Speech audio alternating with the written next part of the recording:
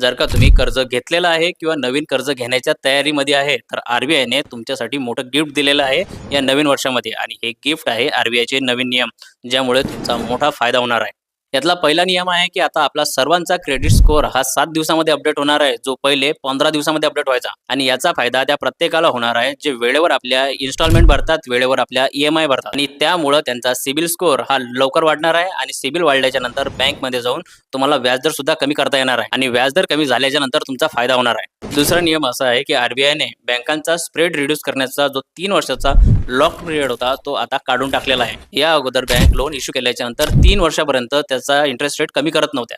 जरी तुमच्या सिबिलमध्ये कितीही वाढ झाली तरी, परंतु आता तसं होणार नाहीये.